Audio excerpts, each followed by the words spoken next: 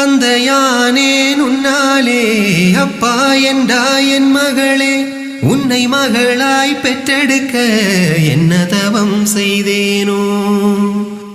எந்தன் உருவம் பெண்ணாக வந்து பிறந்த கண்ணேனி, என்றும் எனக்கு சந்தோஷம் தந்தாய் என் நிலவே.